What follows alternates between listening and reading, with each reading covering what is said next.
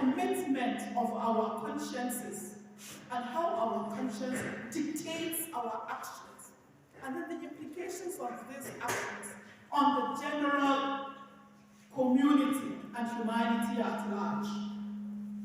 So if today we're being given a lecture on the ethical, legal aspects of our profession as Muslims, I think we have been taken to not just a gold mine, it's a mine filled with so many precious items, which if we hold close to our hearts and our souls, not only are we going to be the primary beneficiaries, but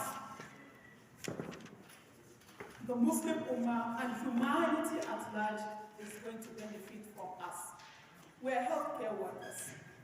So there are so many aspects of these lectures that we apply to our everyday practice. As doctors, as nurses, as pharmacists, everybody in the healthcare, even the accountant, you talk about being truthful, you talk about being transparent. And truthfulness and transparency leads to your what? Taqwa. So beyond man's judgment, remember that the ultimate judge is watching. And if you hold on to taqwa in your conduct, it means everybody is going to be positively impacted by your activity. Whether we like it or not, an ethical code we've been given from the time we commit to Islamic fiqh. It's only left for us now to subject ourselves to the teaching and the guidelines of the people who have the knowledge to show us the way, to show us how to adopt these principles for our everyday life, that we may enjoy this world and, inshallah, be prepared for even a better reward from our Lord and Creator. Assalamu alaikum.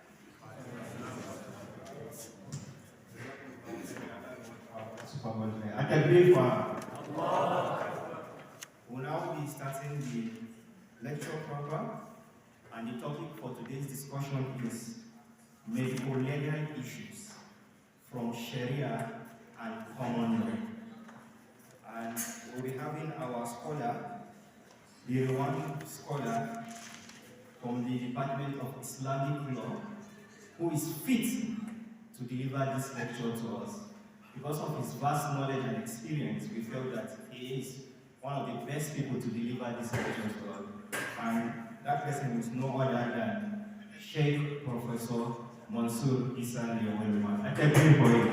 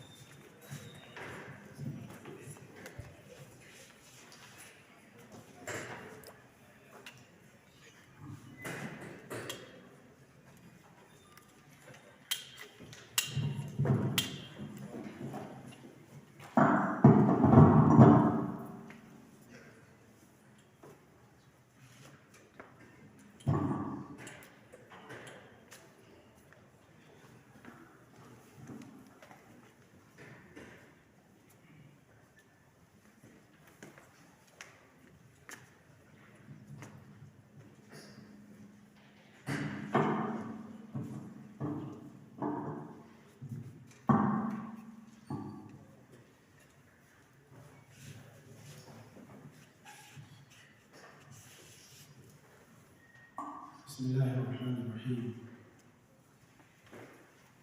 إن الحمد لله نحمده ونستعينه ونستغفره ونعوذ بالله من شرور أنفسنا ومن سيئات أعمالنا. من يهده الله فلا مضل له ومن يضلل فلا هادي له.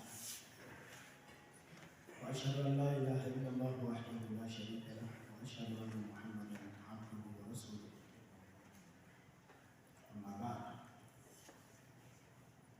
My respected brothers and sisters in Islam, Assalamu alaikum wa rahmatullahi wa barakatuh.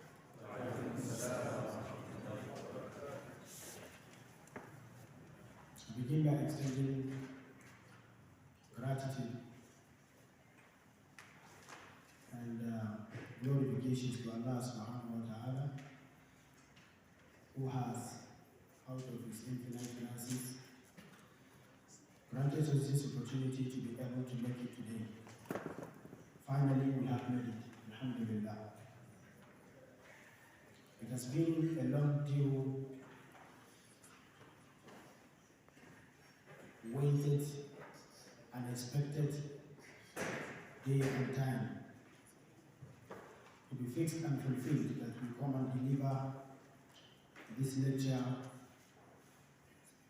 But as Allah subhanahu wa ta'ala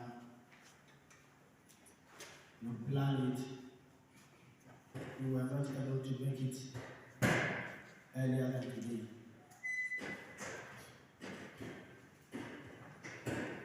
After my special greetings and salutations to the special respected dignitaries here, the learned professors, the respected academic dons, my fellow students of knowledge, I would like to extend my apologies to the MSSN and also the Student Union of the Muslim Medical Association, or whatever the name is, for the short notice I have given. Alhamdulillah, Brother Adam Abu Hayyan has won a very powerful shock absorber to be able to bear with me. He would call and call and call again. What will you be able to make it? I felt shy that I would always say, wait, I'm not going to fix that until when Allah SWT makes it possible for me. A couple of days ago, he called me. He said, when? I said, just let me check in my diary. I checked and I found that today would be a free day for me. I said, I'm fixing in 3 days if that will be okay for you. He said, even if it is tomorrow, it is okay. Enough is enough in waiting for you. That is why we put the short notice. I apologize for that, it is not in my making. I had wished to meet you earlier and earlier, but you know, وَرَبُّكَ يَخْلُقُ مَا يَشَاءُ وَيَخْتَارُ. It is only Allah who creates, and it is only Allah who chooses and selects what He creates with Him. وَاللَّهُ خَلَقَكُمْ وَمَا تَعْمَلُونَ. Whatever you do, or you carry out, or you undertake. I also cherish, I would like to make, a very good comment. And also, very, cautious and beautiful in terms of their spiritual well-being. And I also cherish and express my admiration with, the young promising Amir. It makes me feel happy that I think you are the youngest Amir I ever met. A whole institution like ABU, somebody who doesn't even have one hair of beard. Maybe you are even younger than my Abdul Rahim, because even Abdul Rahim has some beards now. I like you, keep it up. This gives us delight that inshallah our future will be great. Our future will be brighter, inshallah. And the future belongs to the youth of Muslims, inshallah.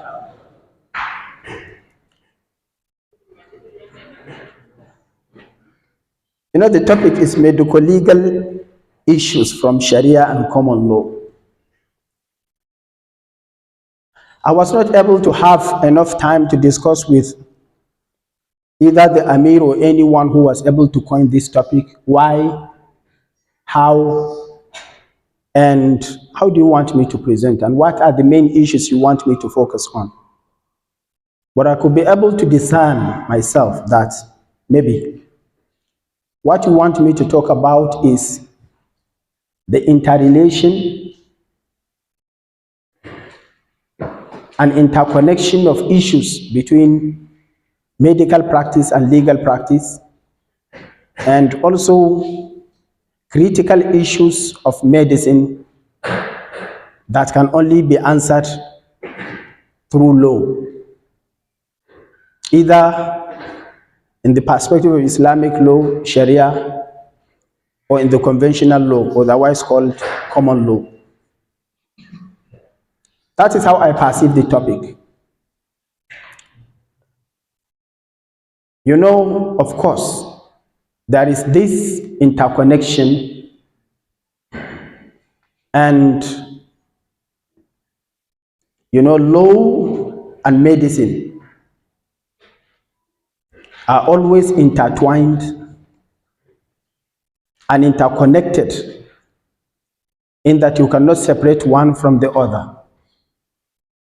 They are the two most virtuous professions according to those who belong to them. Yes, I would say it this way because it may be arguable. Somebody may say he doesn't agree. But to those who belong to the legal profession, they say that the legal profession is the most virtuous profession. Those who belong to the medical profession, they would say it is medicine that it is. To me, it is not about which one is superior or which one is more virtuous. It's about how are they related and connected, and how do we, in the legal practice, benefit from medical practice, and how do we, from the medical practice, benefit from the virtues of the legal profession. And I think this topic, the time allocated for the topic, 1 hour, cannot suffice to discuss vividly on the issues, even if it is the issues at stake in our epoch now. We cannot be able to exhaust within a period of 1 hour. But what we do is to take the salient issues that would give us a peripheral and, you know, superficial insight about the main issues that are thought-provoking, so that we research on them later and make them clear to ourselves and to others in the making. I have listed some subtopics that I consider them as salient and important to be able to digest on this topic. One is law and medicine, significance and relationship. Item 2 is the crucial role of law in medicine. Item 3 is critical legal issues in medicine. And item 4 is the analysis of such critical issues, to be followed by the conclusion. However, you can see from the topic that it says from the Sharia and common law. I think the two are different systems of law. But of course, it is important to discuss from the two perspectives. But I think most of the critical issues that are important here for our discussion would rather come from the Sharia perspective. In common law, there is nothing like spirituality in jurisdiction. No, there is nothing like spirituality in jurisprudence. Jurisprudence is the science of making law. There is nothing like spirituality there.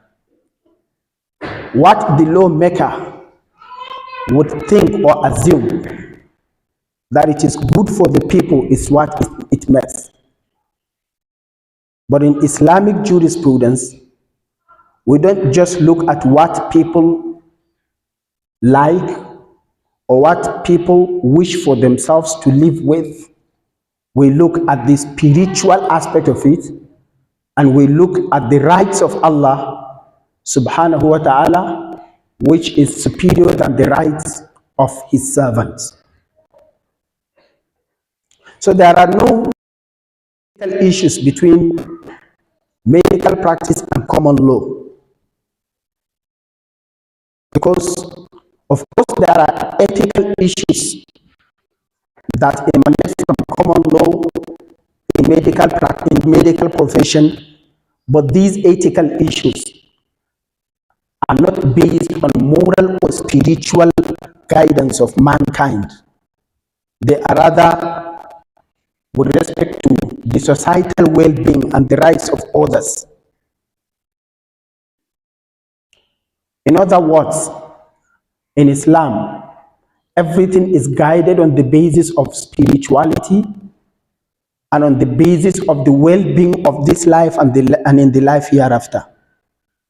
In common law, it is about the well-being of this life. That is why I would have to classify the introduction into two: the relationship between law and Sharia, and medicine and Sharia, and the relationship between medicine and common law, before we delve into the critical issues that emanate from the two aspects. From the Sharia, that is where I belong to, and that is where we begin with. The relationship between Islamic law and medicine. There are three main relationships. The relationship in legislation and permissibility, relationship in legislation as to regulation, and provision of ethics, and then finally the relationship of encouragement and expansion of virtues.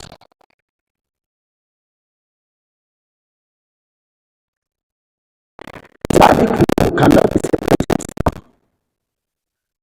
medical profession, because it is Islamic law that legislates the permissibility of medical practice. If it has been declared that medical practice is haram, then under Islamic law, medical practice will not even be in existence. And everything we do in Islam is guided by Allah's laws. Therefore, if Allah has not made it permissible in explicit provisions, then it would not even be in existence and practiced by Muslims. Therefore, thanks to the Sharia, which has not forgotten the position, the vitality, the significance, and the crucial role of medicine in the life of human beings, Muslims and others. Therefore, it legislated the permissibility of the practice of medicine.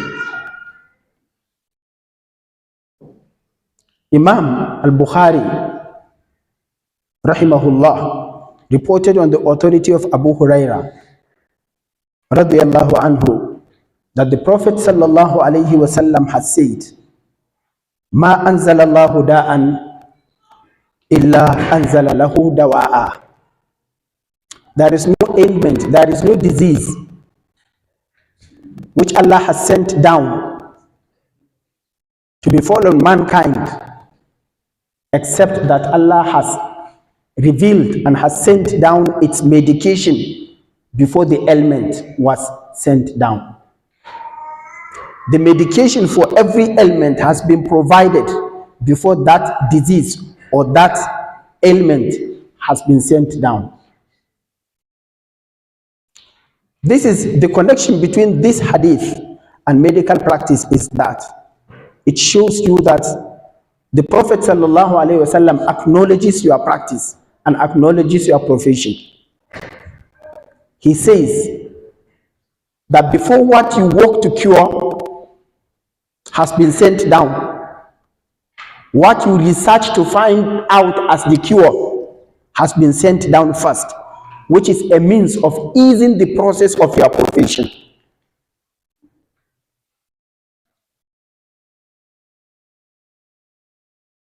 There is no benefit in diagnosing a disease in the body of a human being, but later you are not able to cure that disease. Yours is only to find out that he has been affected by so and so. He is suffering from this and that disease, but you are not able to cure at the end. What is the essence of that, of your diagnosis? There is not. So the Prophet ﷺ has said, in recognition of your work and your profession, Allah subhanahu wa ta'ala has provided the cure, has provided what is the medicine for the ailment before the ailment has been sent down. And which means that if Allah has sent the two, that is the ailment and the medication, then your existence is necessary for human survival, because that disease must come and it must be cured. Who will know that the disease is there? It is you. And who will know what is the cure for that disease? It is you. That is a recognition from Islamic law. Imam Muslim narrated on the authority of Jabir radiallahu anhu that the Prophet sallallahu alayhi wa sallam said, لِكُلِّ دَاءٍ دَوَاءٍ فَإِذَا أُصِيبَ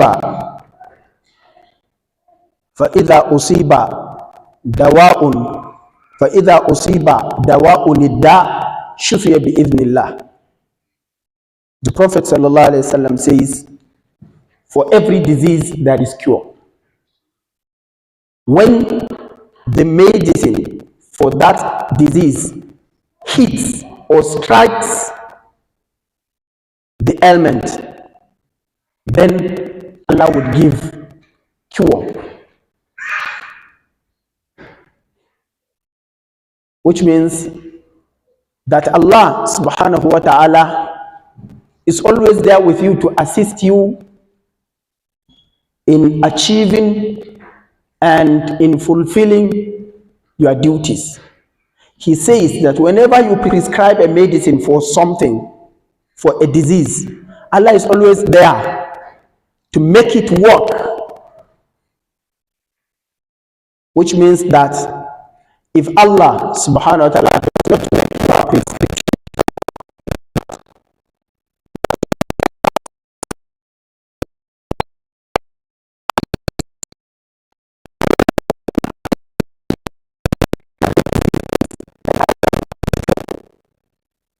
this is also not only the completion of your profession, but also assisting your profession in order to succeed. Example number three is the hadith of Abu Daarul on the authority of Usama ibn Sharik, who said some people from rural areas came to the Prophet ﷺ and asked him on the permissibility of medicine. They said, Ya Rasulullah, anatadawa, is it permissible that we practice medicine? The Prophet ﷺ said, tadawaw, yes, practice medicine. He says, فَمَا أَنزَلَ اللَّهُ دَاءً إِلَّا أَنزَلَ لَهُ شِفَاءً عَلِمَهُ مَنْ عَلِمَهُ وَجَهِلَهُ مَنْ جَهِلَهُ. He says, practice medicine, because there is no ailment, there is no disease that has been sent down except that Allah has sent its cure. Those who know would know, and those who do not know would not know. This is not only recognition of your practice, but also an elevation of your status, that you are knowledgeable. He says, alimahu, those who have the knowledge and profession would know it, and those who do not know would not know. You can argue on the basis of this hadith that of course you are knowledgeable, and that the Prophet ﷺ has also admitted that you are people of knowledge, because you are alimahu, and those who do not know are jahilahu. I belong to them. There is also relationship between Islamic law and medicine in terms of legislation, of regulation and ethics. Islamic law has guarded, safeguarded, and protected your profession, and it provided for sanction against anyone who intrudes into your profession without authority and without being authorized as a medical practitioner. He says, sallallahu alayhi wa sallam, Inna Allah lam yaj'al shifa'akum fima harrama alaykum. This hadith is reported by Abdullah ibn Mas'ud in Sahih al-Bukhari. Allah subhanahu wa ta'ala has not provided cure for any disease from haram substances. If anything would be a medicine, then that must be from halal substances. And Allah has not made anything that is haram to be a means of cure. If there is anything, any disease which you do not have any cure from the halal substances, then it is your research that is lacking behind. Go and research more and more, you will find it from halal means. This has been interpreted by the hadith of Muslim on the authority of Wa'il al-Hadrami, who asked the Prophet sallallahu alaihi wasallam, he says, would you permit me to continue using wine for medication? He says, I use wine to cure people. There are some diseases that you need this. Alcohol. The Prophet sallallahu alaihi wasallam says, La. Innahu laysa dawa'an innama huwa da'. Says no, alcohol can never be medicine. It is a disease itself. He thought that that was the only means of cure in certain diseases. The Prophet ﷺ now said that if you cannot find anything halal to cure, then you are not a professional medical practitioner. Go and find out. You will find it from the halal. It rather harms than cures.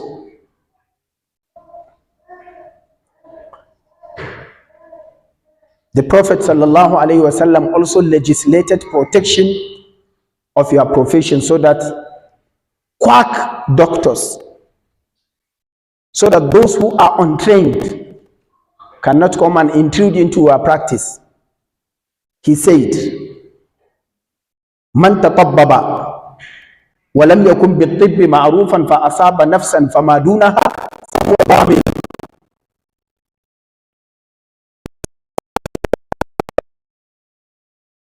Indicated by Al-Hakim. The Prophet sallallahu alaihi wasallam said in the hadith of Amr ibn Shu'aib an abihi an jaddi, he says, whoever practices medicine without authority, whoever has no license, whoever has not been authorized to practice medicine, and he prescribes for someone something, and that causes injury or harm that leads to the loss of life or loss of any part of the body, then that person is liable and responsible for that. This is a legislation in regulating the practice so that only those who are authorized can practice. If a profession is not important in Islamic law, Islamic law would not come to regulate that no one should come into it except the authorized professionals.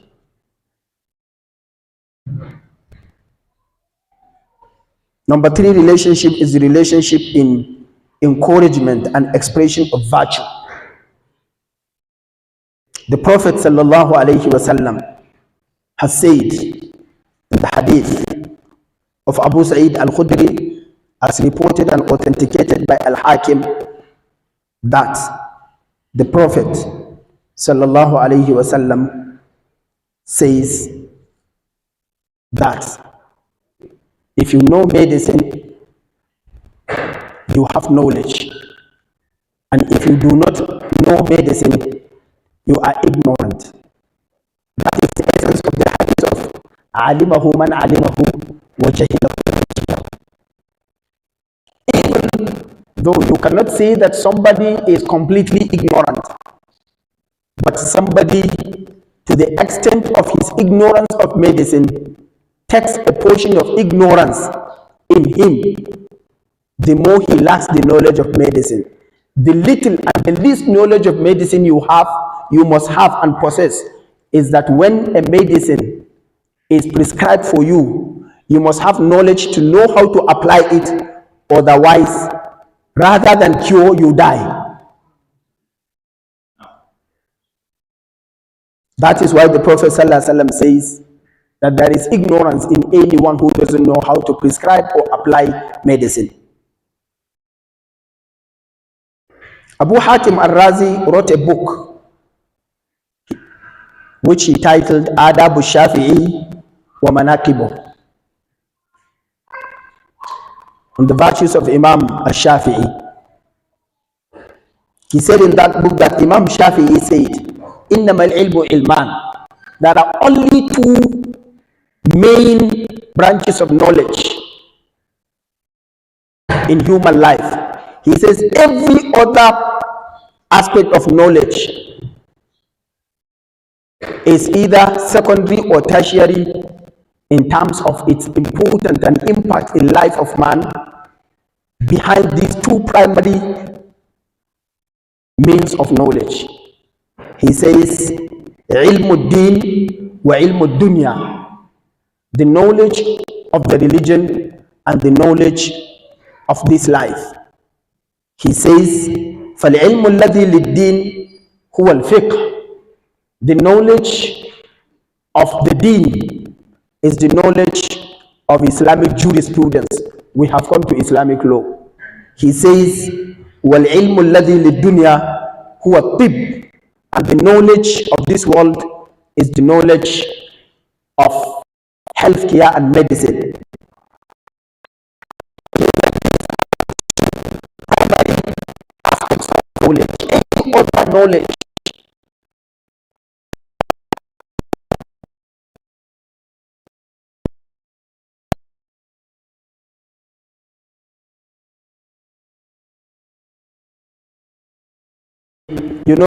the interest that protects the interest of your life after death. That is the knowledge of Islamic jurisprudence, the knowledge of how to worship Allah, the knowledge of how Allah's laws are made and how they are executed, and then on the other part, the knowledge of this world on how to survive and how to maintain your survival and how to keep yourself healthy and become productive is only when you are healthy and hearty. And that is the essence of the medical practice, which means that these 2 are the main, branches of knowledge. This, according to Imam Shafi'i, shows us the interconnectivity between law and medicine. Islamic law, on the one hand, guides how to practice the religion and how to practice the temporal life. The medical profession, on the other hand, guides mankind on how to live healthy in this world so that you'll be able to worship Allah to attain the place of the life of Akhirah. Now, on the relationship between common law and medicine, we say that medicine cannot be separated from law, and it cannot be effectively operated without law. And this is because medicine involves acts, omissions, rights, obligations, duties, responsibilities, and liabilities. All these elements can only be made through law. If anything requires you to do something, that something you do must be regulated. Otherwise, some of you would operate ultra bias, and it is only law that will regulate your acts. And you have commissions where you stop and where you do.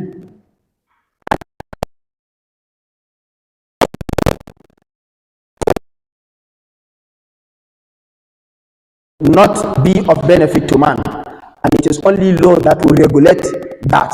That is why in every profession there must be element of law to tell you how to do, what to do, where to do, and on whom to do. It is only law that does this. This means that medicine needs law, but does law need medicine? I don't think it does.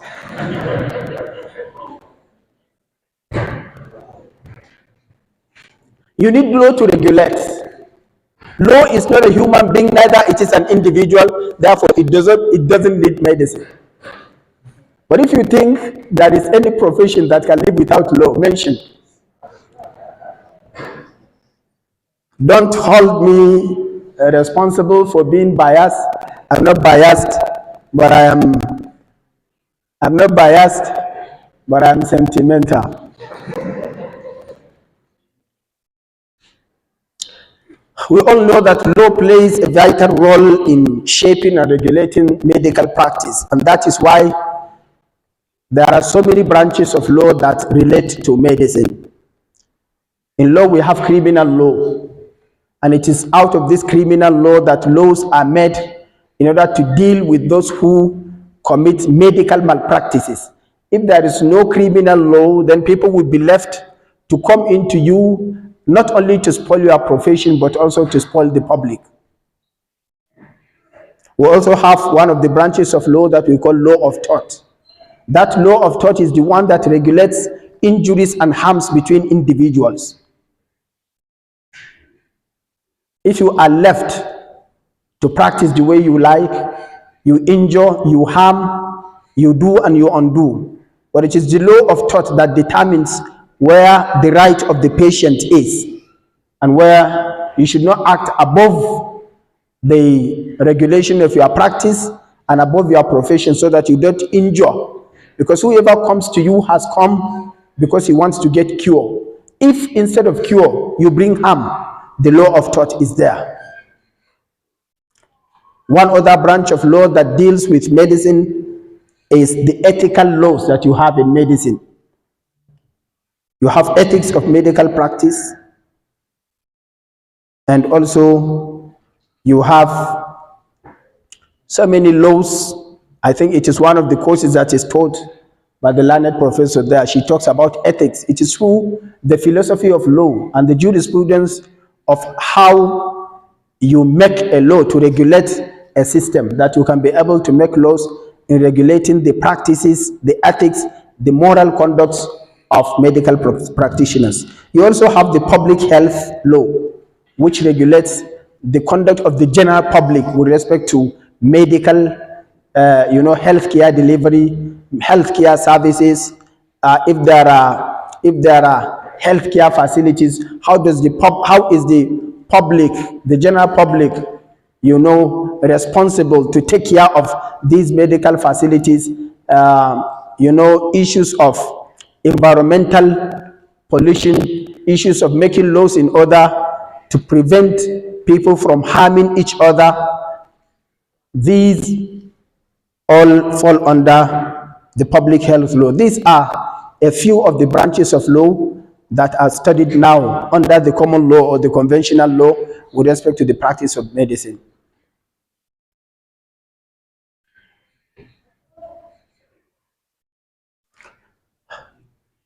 As I said, there are certain critical roles that are played by law in which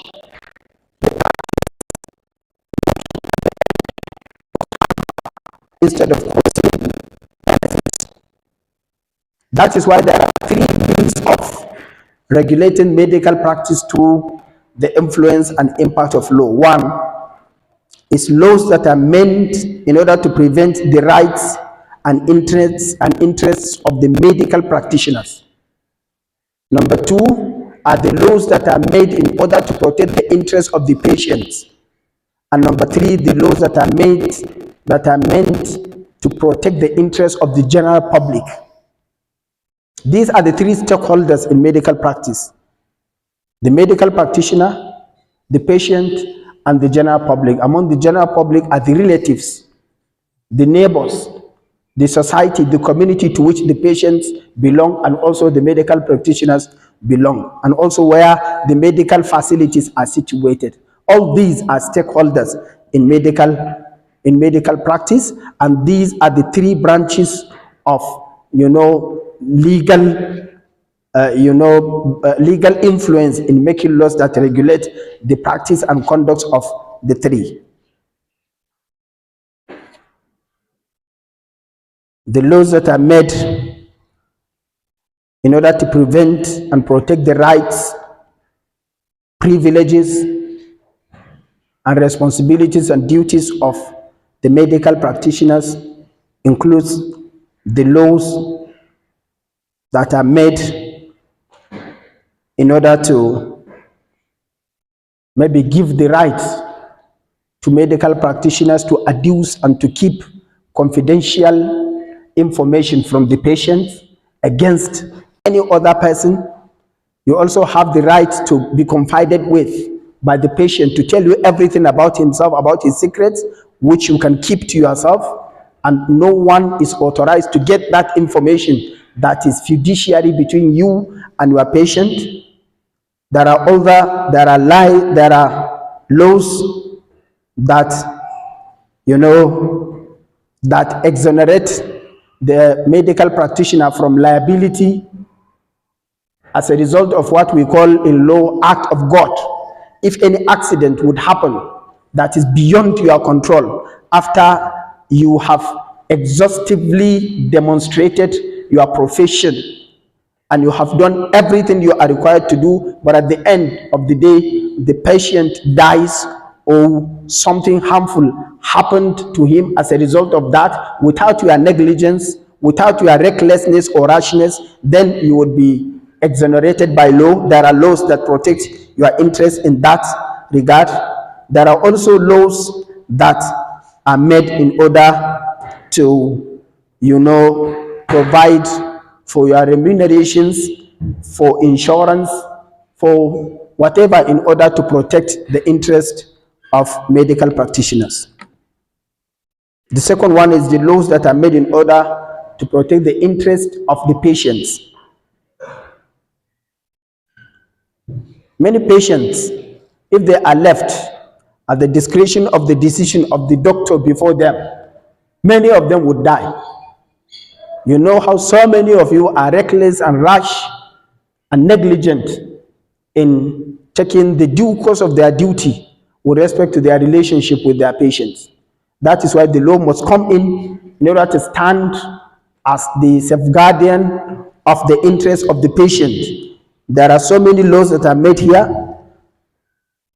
like the right of getting the good prescription, getting good attendance of your doctor when you are in need, and so on. Finally, the laws that are made in order to protect public from dangers of fraudulent medical practices. Many of these are part of the criminal law, which penalize people who come in order to portray themselves as doctors while they are not. Now let us look into the main issue of our concern. That is some certain critical issues in modern medical practice that have stake in law. But my concentration will only be on Islamic law, because as I said, the common law is not based on spiritual interest. It is only Islamic law that is made in order to protect the interest .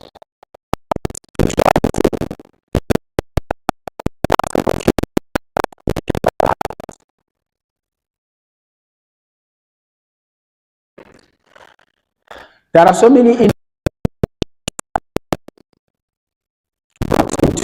medical sciences today which have not been in existence before. Those of you who read the history of medicine, history of traditional medicine, before it came to the modern conventional medicine, and then the evolution of the use of technology in medicine, and the advancement of the world today in healthcare delivery, you all know that it is quite different from how it used to be. Therefore, every time new issues emerge, thanks to the Islamic Fiqh Academy, and I would like to suggest that all of you who are medical practitioners should always consult the Islamic Fiqh Academy in expounding what are the new issues that are there and what are the answers of Islamic law to them, whether they are permissible, whether they are not. There are so many medical practitioners who would call me to ask me, I have done this and that, I have done it for several times, is it permissible? After you did it, you are not asking about the permissibility. If it is haram, what will you do with the previous practices that you have done? Ask for everything before you do it. وَلَا يَحِلُّ لَهُ أَنْ يَفْعَلَ فِعْلًا حَتَّى يَعْلَمَ حُكْمَ اللَّهِ فِيهِ. Know the rule of Allah in everything before you do it.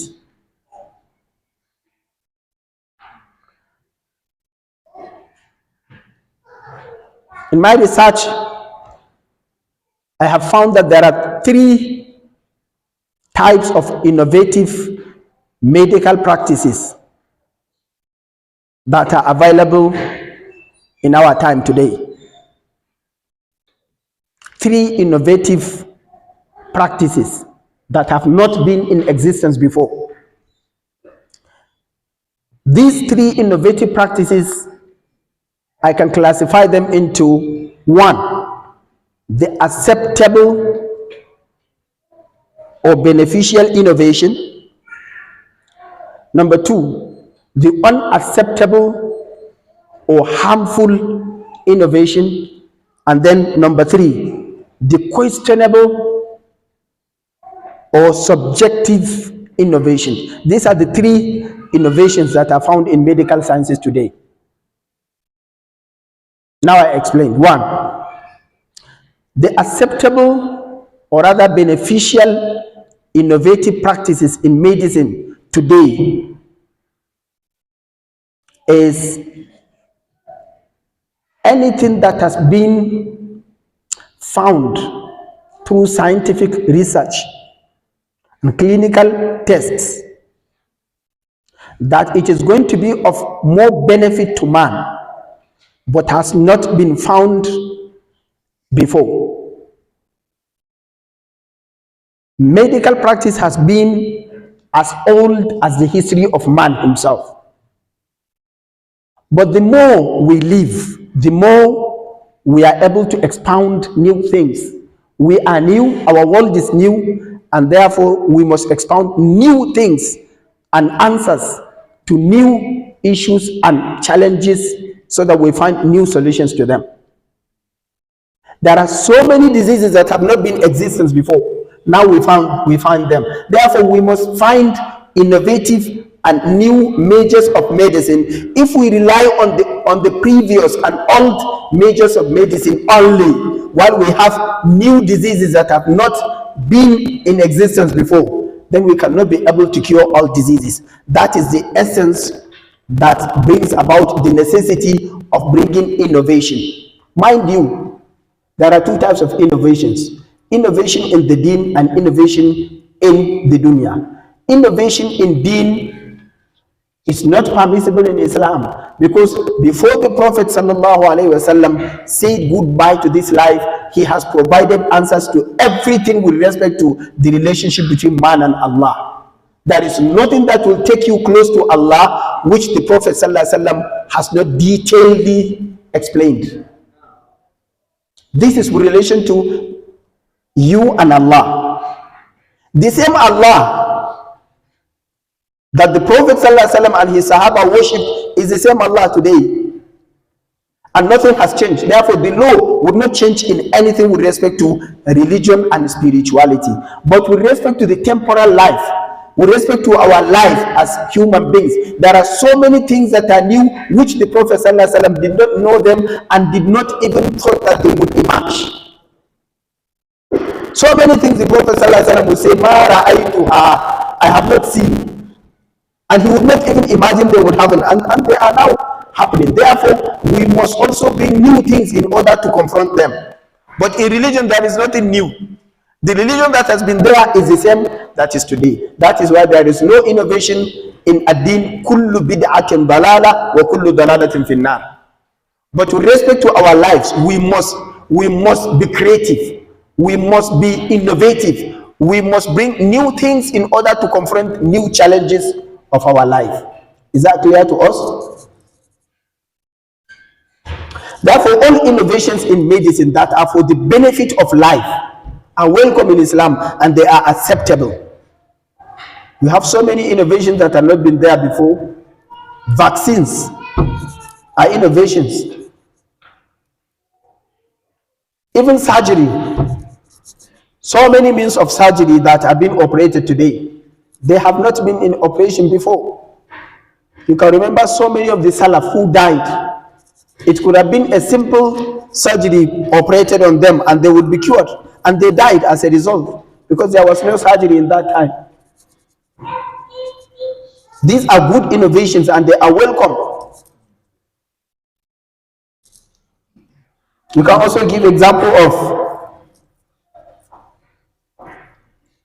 exposition of new unconventional medicines that have not been there conventional before.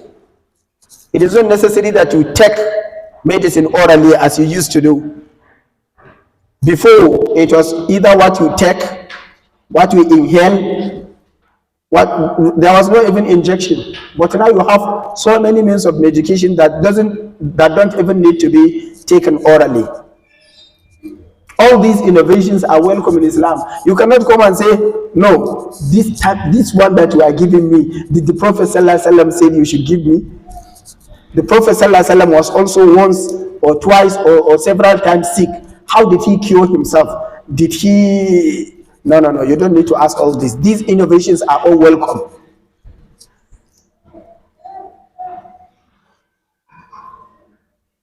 Diagnosis and cure of various diseases and ailments, development of medical equipment, sophisticated medical technology, imposition of, like, for example, social distancing. These are new things and new innovations in order to protect and to prevent the public, not just the person that is infected, which means that any innovation that brings benefit and no harm is discovered is welcome, and that is why medical practice is open to bring about new innovations. And this is a challenge on Muslim medical practitioners to bring more and more. I don't want to delve into history, but many of you have read that many of the medical theories that you have today have been found by Muslim medical practitioners before. Why did we leave it now? That was the complaint of Imam Shafi'i, who was saying that وَلَكِنَّكُمْ تَرَكْتُمُوهُ لِأَهْلِ الْكِتَابِ. This is something that was our legacy. It belonged to us, but now it is Ahlul Kitab that have taken the position. You remember those days during the dark ages of Europe, when they would go to the Muslim community, particularly the Muslim Dawla in Spain, from England, from some other parts of Europe, to go there begging that the Islamic State should send an envoy of medical practitioners, 2 or 3, to go and conduct surgery for the king, because they have no single surgeon. That was the days of the power of Islam. But today, if you want to exalt in medicine, you have to go there before you come back and register yourself as someone to be considered. This is how we have left our legacy in the hands of others. It didn't used to be like this before. Therefore, new innovations are always welcome, and you are always challenged that you should bring new innovations. May Allah subhanahu wa ta'ala make it possible for us to witness that standard and that elevation of the status of the Muslims in terms of medical practice. We also have the second one, that is the questionable. You cannot say it is permissible, you cannot say it is impermissible.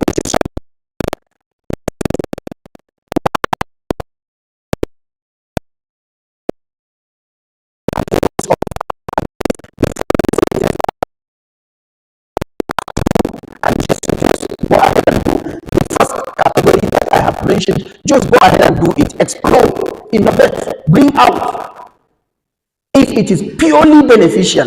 But if there are harms attached to the benefit, then you have to weigh and you have to consider who, where, when before you apply it. These are what we call the subjective innovations. They are in their nature beneficial, but they are prone to be abused and harmful.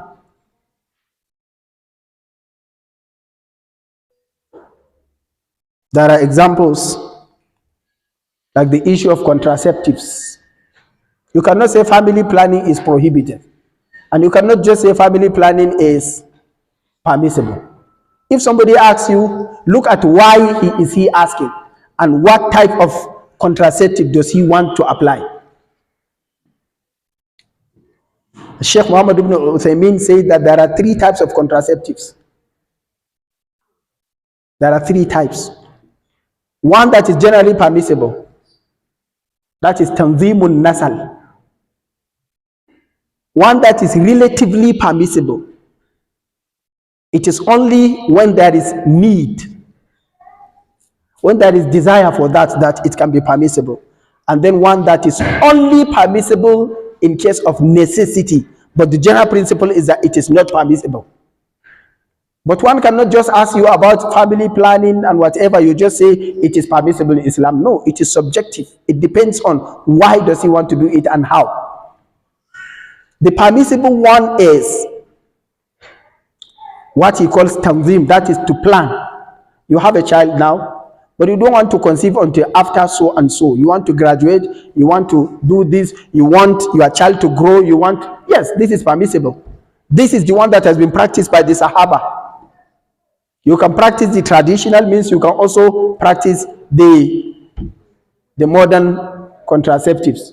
Anyone is permissible, so long as it is in order to bring, separation between the ages, between the time of conceiving. You know that you will immediately conceive, you may not even know that it is after you are back into your menstrual flow before you conceive. Then you can take contraceptives in order not to be taken by surprise by conceiving without your preparedness for that. One thing is that I always tell anyone who asks me about this that it is permissible to delay pregnancy, but it is not permissible to abort it after it has come. If you don't want to be pregnant, prevent it through tanzimun nasal. Now you have a child, but you don't want to have another one until after 4 years. Nobody will determine for you the age between this one and that one. What do you think is appropriate for you?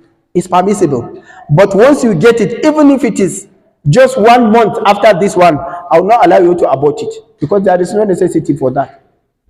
You say you will suffer. Who told you that any woman will conceive without suffering? Even if it is after 10 years, you conceive again, you will suffer. Because the Prophet ﷺ, Allah SWT says, Hamalatu ummuhu wahnan ala wahn. He says, Kurhan or da'athu kurha. Therefore, that suffer must come. In whatever circumstance, that is not an excuse for you to abort. There is also tawqitun nasal. That is to regulate and to say that I want to have only 4 kids, and after that one I will stop. This is haram, except if there is need. If I say need, I mean haja. Do you understand? You cannot stop it for anything less than haja.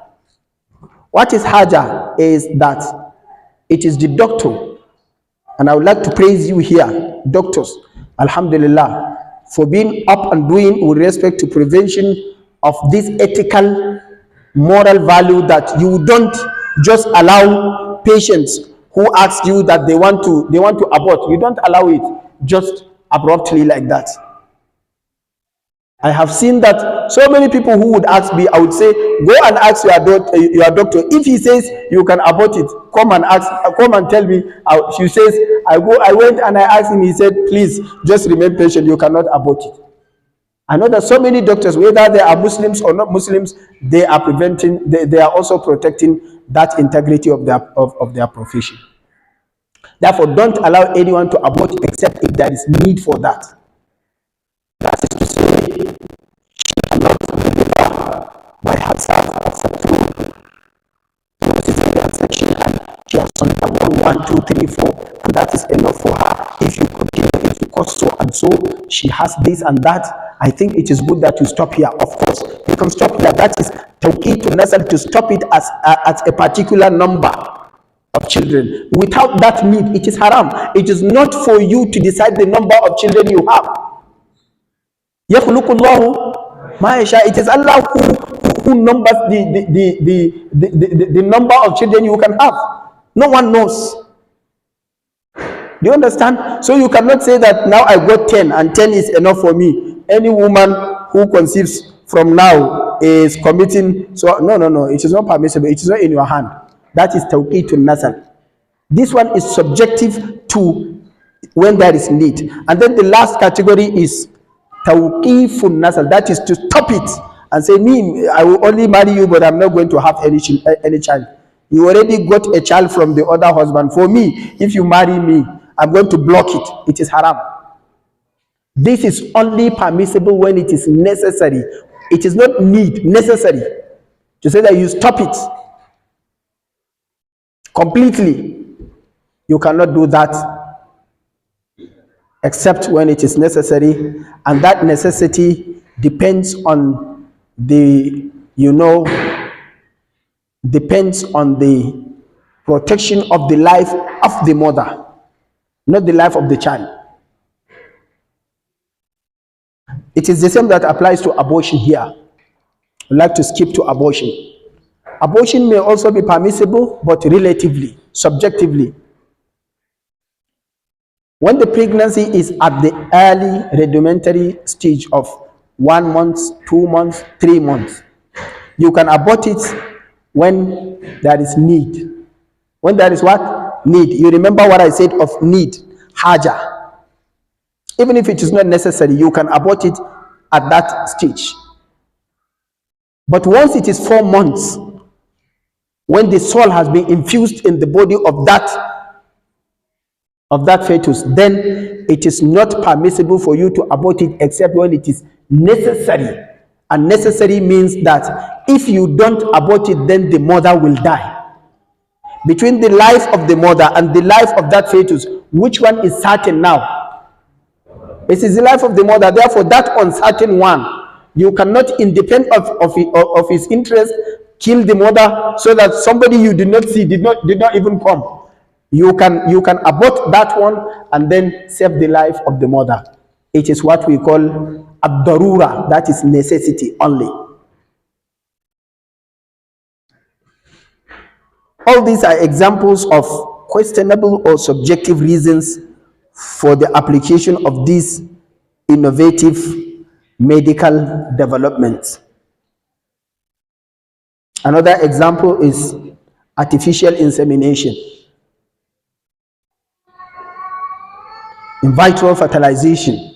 All these ones, when there is need and when the conditions are met, there are 7 conditions attached to artificial insemination. If these conditions are met, then it is permissible.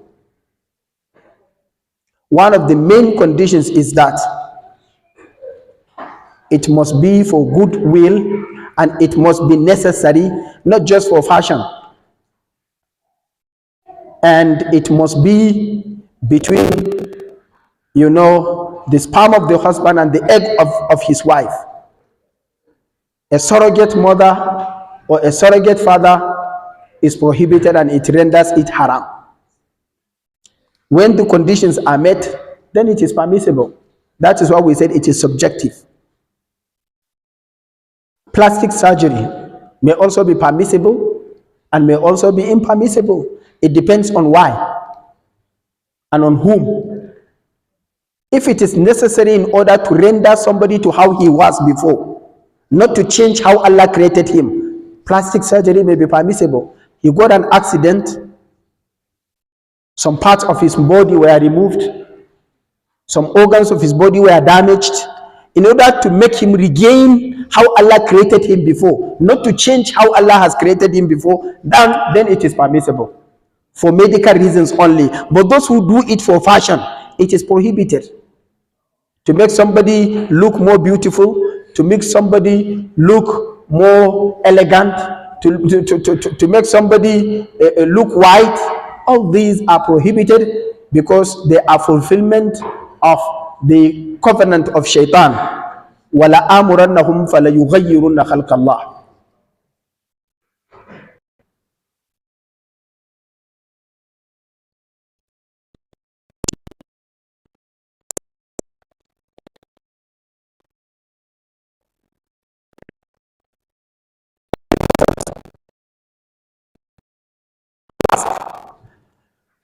Sometimes it is, the scholar will not just give you an outright answer to say it is permissible. He will ask you questions and he will set conditions. These are what we call the subjective innovations. Finally, you have the unacceptable or harmful innovations.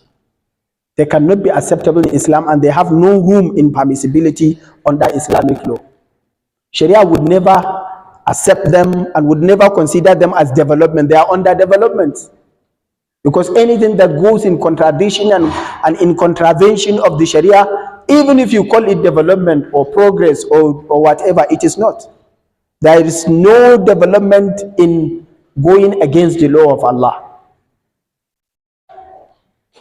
Somebody asked me sometime, he said, I am in, is he in UK or in US? He said he is studying, he is conducting his PhD on the use of robots in conducting surgery.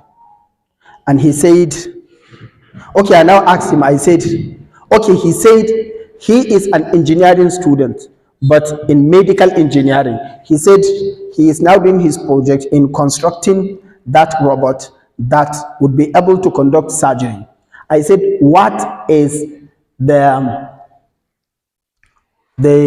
figure, the appearance, the structure of that robot? He said it is in the structure of a human. I said it is Arab. Application of robotics in medicine is permissible.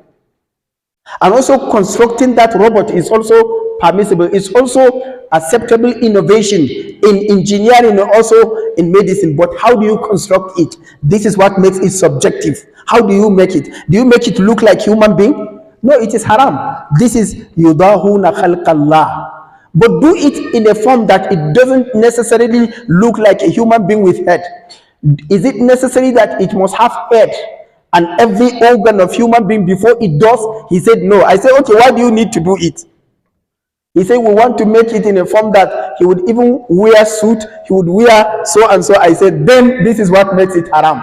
Continue creating robots, but make sure that it does not, violate any of the rules of Allah.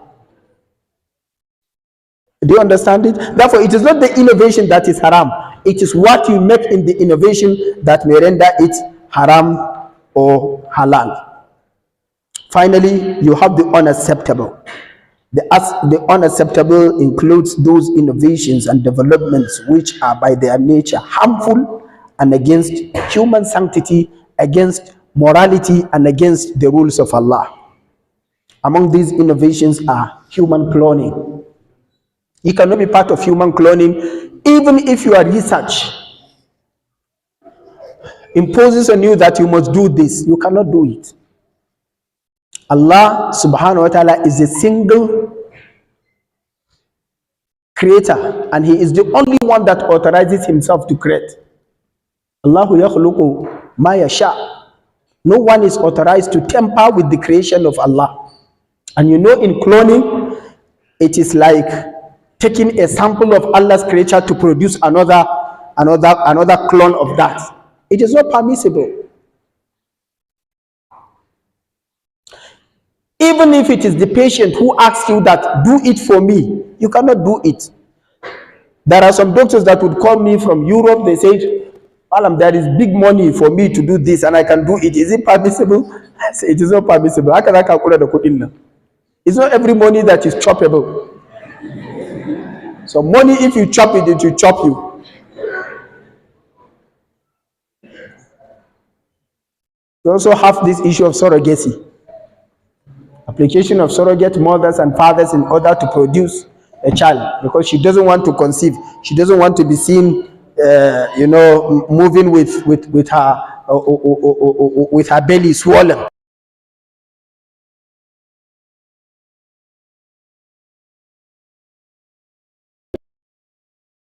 فجعل منه الزوجين الذكر والأنثى وما خلق الذكر والأنثى. It is only Allah who does this. And if you are created a woman, don't even desire that you wish you were a man. ولا تتمنوا ما فضل الله به بعضكم على بعض للرجال نصيب مما اكتسبوا وللنساء نصيب مما اكتسبن. Only Allah knows what is best for you, and Allah cannot make a mistake in creating you. If Allah has created you a woman, then the best thing for you to be is to be a woman. If Allah has created you to be a man, don't ever think that it is good that if you were a woman, then wait it. Remain where you are.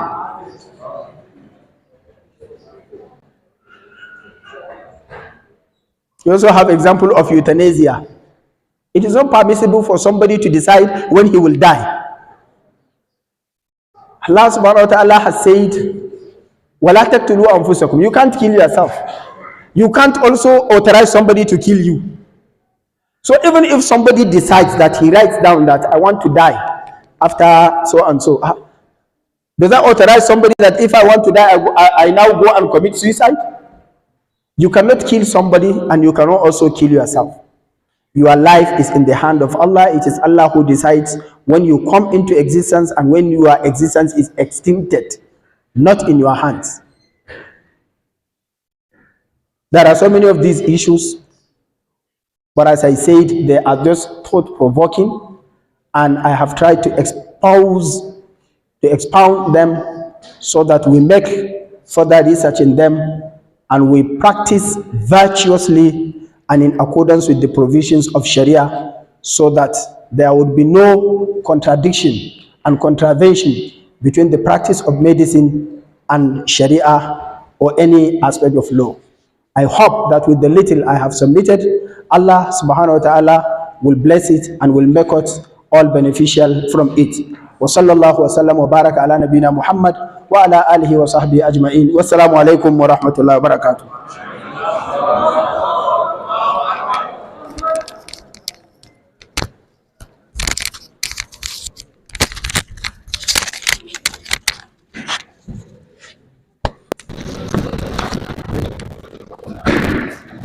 May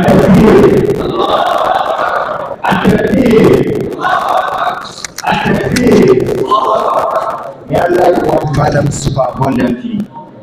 I'm very sure from the lecture we have gained one or two things. And the next item on the agenda is the question and answer session. So while we are collecting the questions and they are being sorted out, I will be passing the microphone to some of our teachers to say one or two things on the topic. And I will be starting with our father in person of Prof. Lawan Khalid from the Department of Surgery to say one or two things, inshallah. I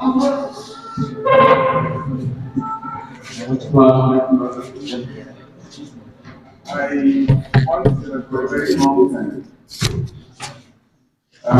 For a very long time, I wanted to honestly, it has been a unique opportunity for all of us in the medical field to hear from the knowledge about the things we are supposed to do and those things that we are not supposed to do near the before.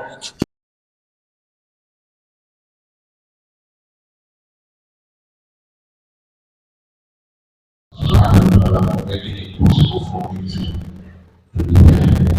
Sincerely, when I saw the invitation in the general forum, I know that my schedule was, I said, today is very tight.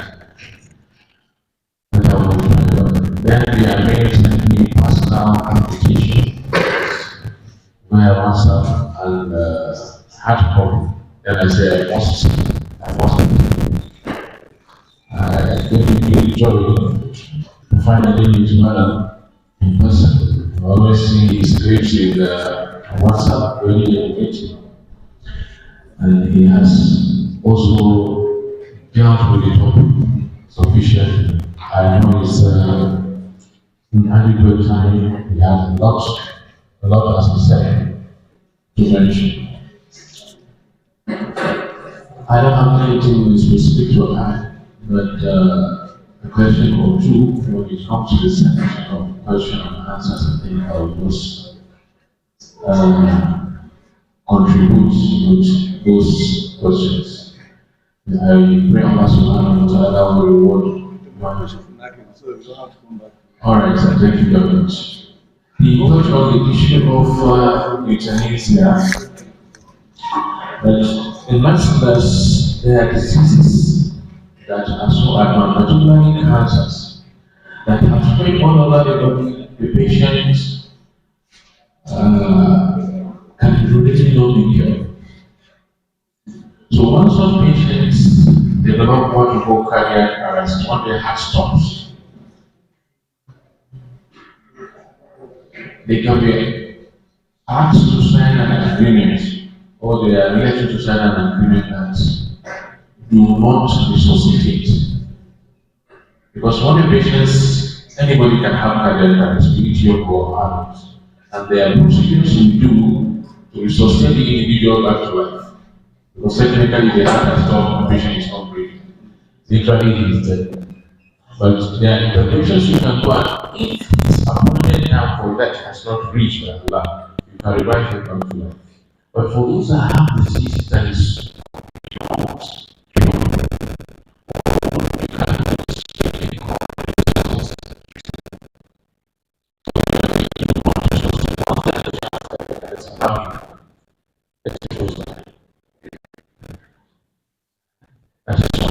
we go ahead and do that.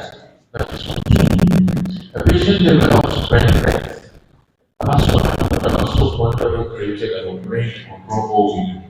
It only takes 4 minutes of no blood supply or oxygen to the brain.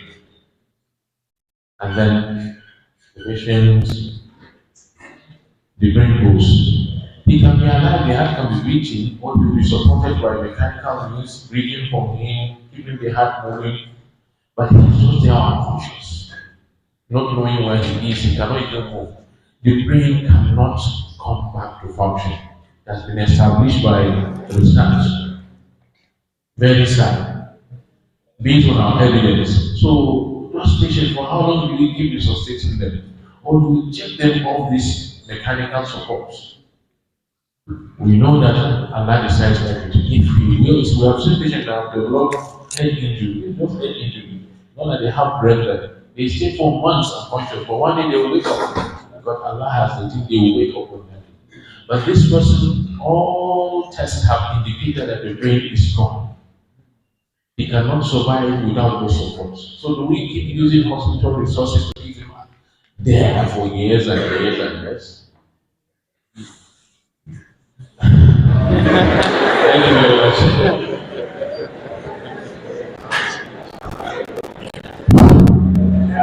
Thank you so much, Professor. I think Madam will answer the question quickly. So in the meantime, I will be handing over the mic to one of our professors, Professor S. Ugawa, if she was want to give her point.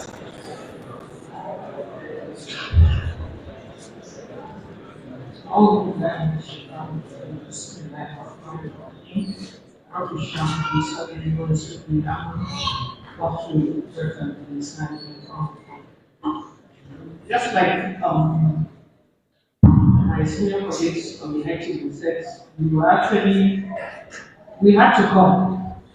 When we got repeated invitations, we saw who was coming for the program. We had seen various clips of all the education.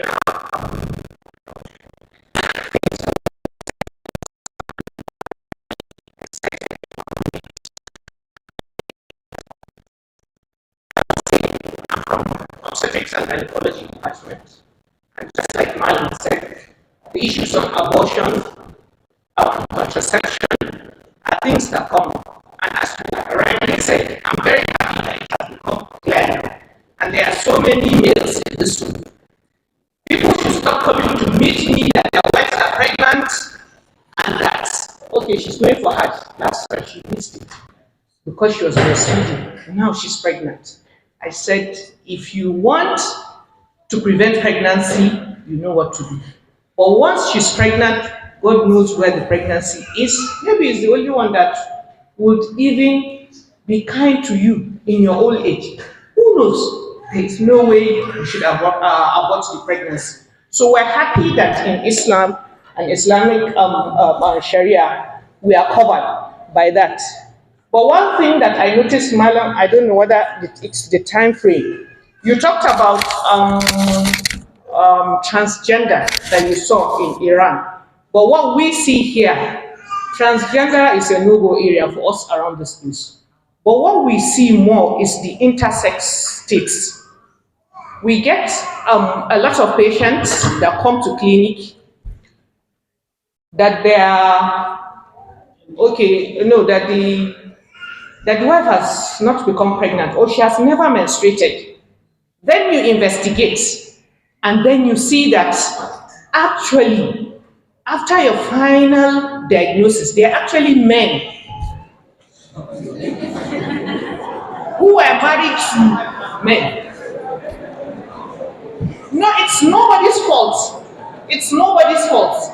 It is because in our society, people want to have more male children. So when the baby is born and the genitalia is not very clear, so they will decide that this baby is a boy. And the baby will be brought up as a boy. Or, no, it looks like a girl. Okay, let's bring her up as a girl. But when you investigate, you see there is no uterus. You find the testicles somewhere hiding. In fact, as babies, some of them have had their testicles removed. But they'll be brought up as girls and they'll be married off to men. So, my question to the state is, what do you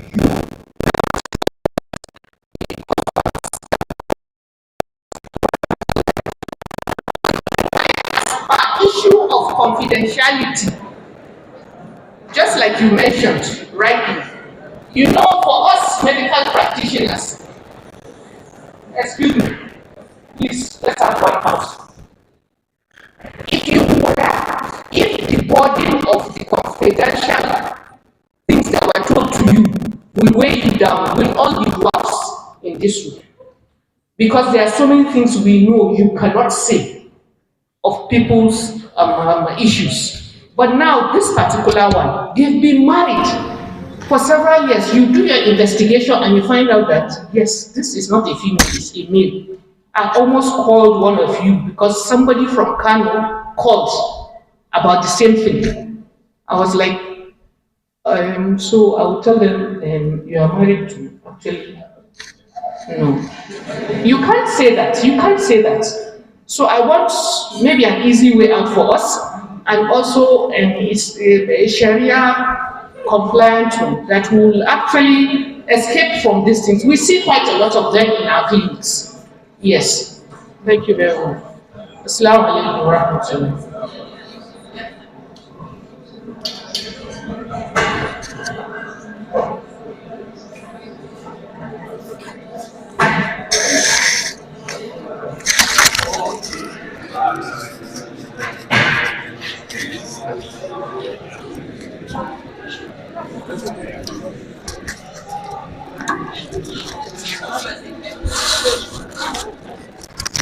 Can I continue? Just one more. 1 minute. Okay, Salaam alaikum. In the face of what we were just discussing, there is a new one that has been trending on the social media. For me also, I mean, everyone is reading what affects them. We hear of parents. One parent is AS and the other parent is AA. And they now have children that are SS. From naturally, accusations fly wildly from simple things like maybe the woman was being unfaithful to the marriage to incompetent hands in the hospital. Falillahi alhamd, advancement again, now we have DNA. Please, some of these children that come from these relationships, 99% of them actually belong in that marriage. What we are probably dealing with, which unfortunately our everyday hospital facilities have not reached in terms of advancement, may actually be variations in thalassemia. So if one of these parents is carrying a thalassemia gene, it means when it comes to hemoglobin, that parent is not contributing to the structure of the hemoglobin of that child. And the child has only inherited hemoglobin S from one parent. So at the end of the day, you find a child with hemoglobin S, full-blown sickler, when in actual sense he shouldn't have had it. I don't know if I'm making myself clear. So please, we see on social media, oh, the hospital people have exchanged your child, oh, the woman has played out of the marriage. Please, nobody has played, nobody has been incompetent. This is Allah's qadara as the expert creator showing itself. So please, let's all be mindful.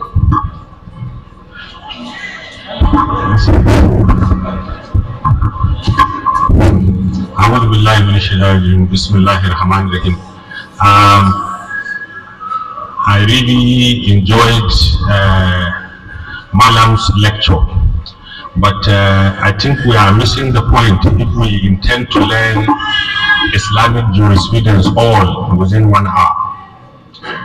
Having come into contact with him and having had the topic espoused clearly for you to hear, it is necessary for us to go and learn more from the ulama. You cannot learn these things within a short period of time and then from one individual. You have to go, every Muslim, irrespective of whether he is a medical or health worker, is expected to be a student of knowledge all the time. Therefore, this would have engendered our desire to learn more. I think this is the greatest benefit of this lecture. Please, let's go to the ulamas and then learn. You will see different variations, different titrations, and different conclusions. And then you will apply them on your practice as you go. I think it is not only for me, it will come to the person who will give the with this tight schedule to come and give this very all important lecture. May Allah take you back to your family safely, and may we have you again some other time. Thank you very much. So now we move to the question and answer session, which one will be taking, inshallah.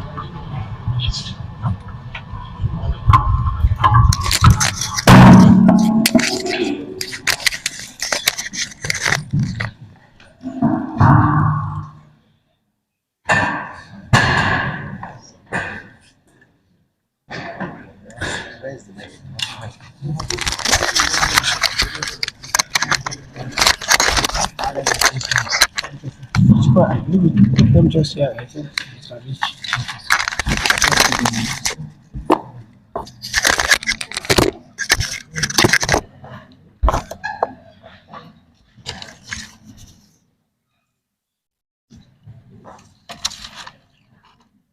Bismillah, alhamdulillah, wassalatu wassalamu ala rasulillah wa ala alihi wa sahbihi wa wala.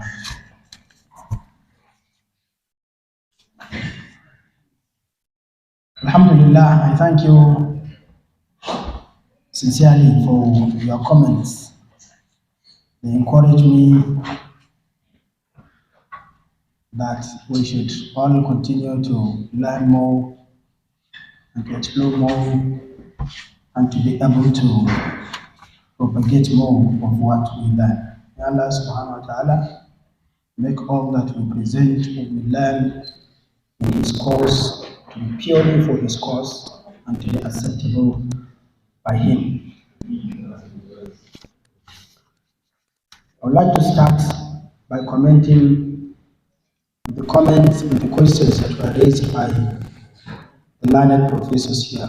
I'm very sure that they have raised these issues in order to add on the thought-provoking issues that I have already raised. It is not because you do not know them, but they want us to explore more and to discuss more so that we know that we have a lot to research on and to also continue learning and knowing how to apply everything in accordance with the will and wishes of Allah. Thank you, Professor, for raising the two critical issues of brain death and the issue of life support removal from a patient that is discovered that this would not survive and would not make it. What is the essence of spending and continue to wasting energy and resources on somebody who cannot be, even if he is, resuscitated, he cannot continue living. I think this question has been asked, has been sent to the Islamic Fiqh Academy and also to many jurists who can speak on behalf of Islamic law. And I think the answer is clear from both textual and logical reasons that you cannot tamper with a duty or a work that is peculiarly the work of Allah. Before we were created, nobody knew that we would come, and nobody knew and could discern that we would ever evolve and live on this earth. هل أتى على الإنسان حين من الدهر لم يكن شيئا مذكورا? If I'm now 45 years back, nobody knew that I was on the register of Allah to come and live in this world. And only Allah knows what will happen tomorrow. وَمَا تَدْرِي نَفْسٌ مَاذَا تَكْسِبُ غَدًا وَمَا تَدْرِي نَفْسٌ بِأَيِّ أَرْضٍ تَمُوتُ. I think to me, you cannot tamper with the life support of somebody or to resuscitate him, or even if the patient would come, or even if the relatives of the patient would come and they would say, do not, do not, do not. I think it is not the patient himself, neither him nor his relatives, that regulate how you practice your profession. And it is not the relatives' And it is not the patient's relatives that should determine how you should practice your profession. To me, if they say they cannot continue providing for that and they cannot continue spending, and I remove the life support device on him and he dies, it is not my fault. But for me to accept that and just for no reason to say that this one will not survive, and we must always be cautious of our not just our moral duties but also our spiritual duties. Knows the extent of the suffer that we should all incur before we die. I want us to reflect on the hadith that the Prophet ﷺ said to the Sahaba during the Battle of Uhud, that this person is an inmate of hell. After they were all praising him, they said, among the matters is this. The Prophet ﷺ said, no, he is in hell. One of them was curious and cautious about this, and he said, how can he be in hell while I see him, struggling and fighting the enemies? He said, let me go and check. He followed him, and he discovered that the person was hit from everywhere. And because of the serious injury he had, and because he could not withhold the suffer, he said, let me finish myself. He killed himself. He was about to die, of course, but he could not patiently wait for his time to come, but he hastened the time. He finished himself. The Prophet ﷺ, the man now came back and he re-emphasized and reiterated his shahada. He said, now I believe more that Annaka Rasulullah. You said he would go to hell. I could not foresee how he would be an inmate of hell. But I saw him finish himself. He said, Allah told me, I didn't know what the reason was. I didn't know that he would kill himself. But Allah told him that he is an inmate of hell. It is because he killed himself. You cannot assist somebody to go to hell, neither can you take yourself to hell by killing him. Therefore, to me, if I am a doctor and somebody asks me that my patient is suffering, is so and so and so, who told you that this suffer will go in vain if he is a mu'min? Anything that happens to you in terms of suffer, in terms of, the severe pain that you have, it's all kafara to you. Do you know the extent? Do you know the gravity of the offenses that he is holding as burden in his head, that Allah is going to relieve him because of this pain? You don't know. It is because it is between him and Allah. Allah has decided that he only wants to punish him with this pain so that he will not suffer the pain of Akhirah. Who knows?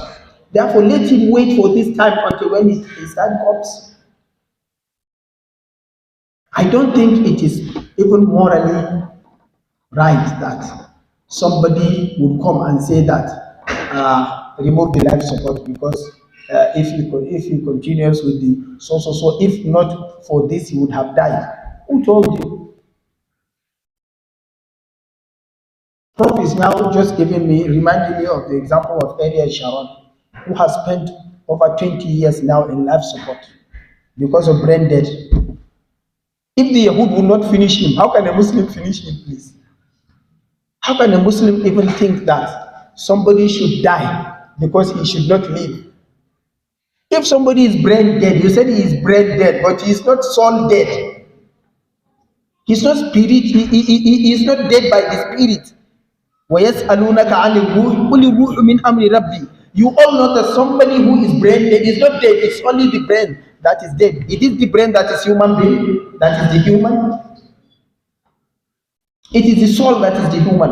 When Allah created you as an embryo, you had the brain, but it was not working. It was only after reaching that 4 months when Allah sent the angel to infuse the soul in you, before he begins to become somebody in existence. And when it is removed, that brain still remains there. It is only the soul that, therefore, it is the soul that is the life, not the brain. Even if somebody is brain dead, he is not dead. And don't cause the death of anyone. And if you dare do that, wallahi, Allah will ask you. The only say we cannot pay because most of these things, they belong to either the government.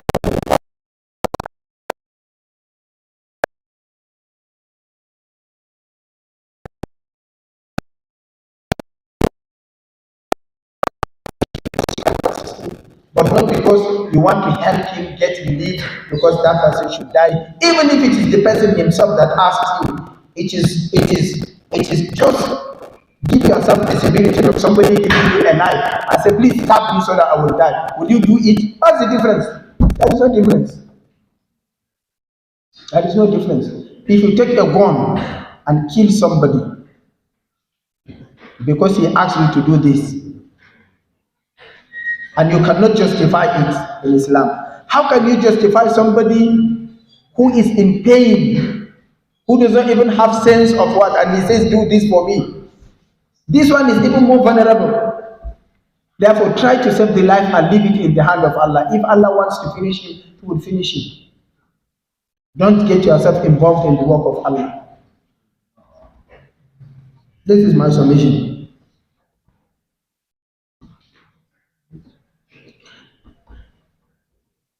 Prof, I'm admired by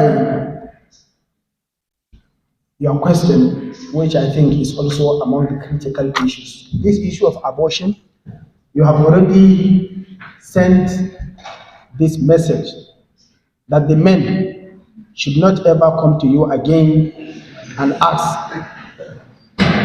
You have said something that has reminded me of so many things which I said or I did myself.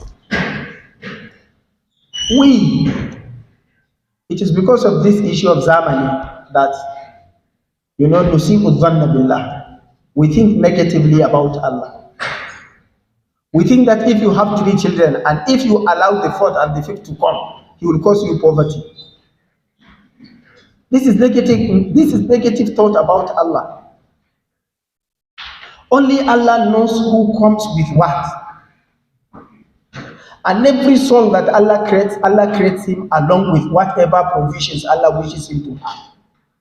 And nobody will cause poverty or hardship for anyone because of his existence. In Hausa we say Allah baya bari wani don wani. And Allah will also not cause any hardship for somebody because of somebody.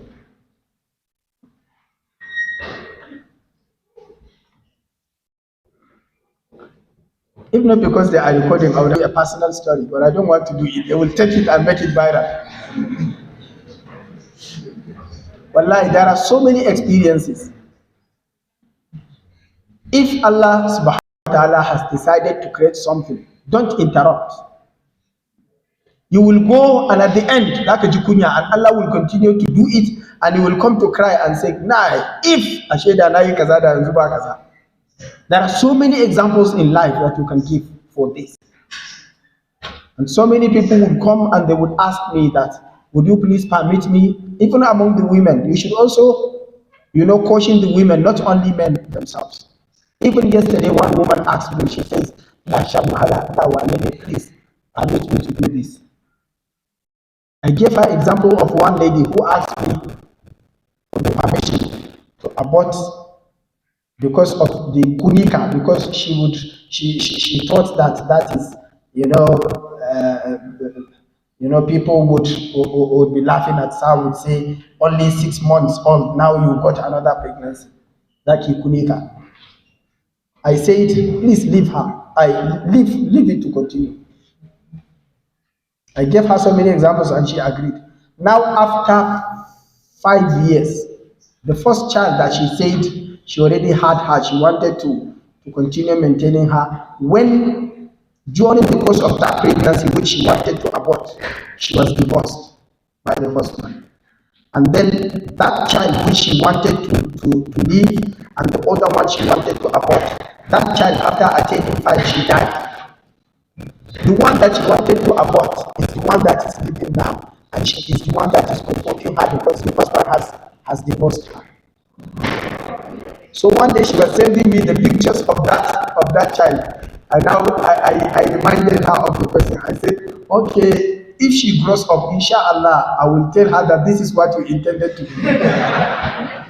Don't Allah malan karka gaya mata. I said, no, you wanted to kill her because you didn't want to see her. Now you are sending pictures.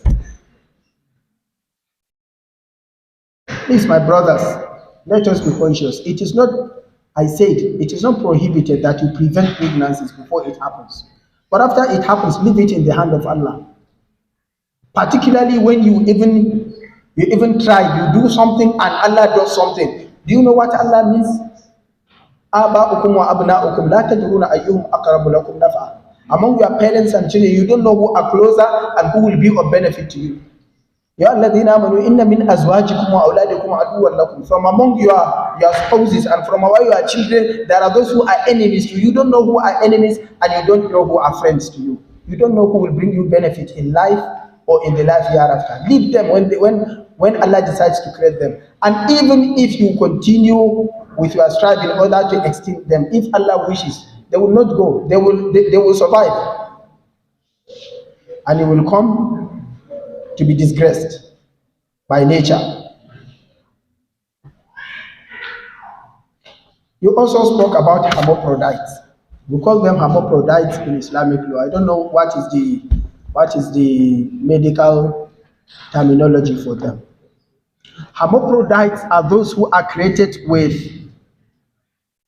either, double of the genitals of the male or female, or one of them is more apparent than the other, or one of the elements of the other gender also applies there, even though it is all complete and it cannot function as the other one. All these are hermaphrodites.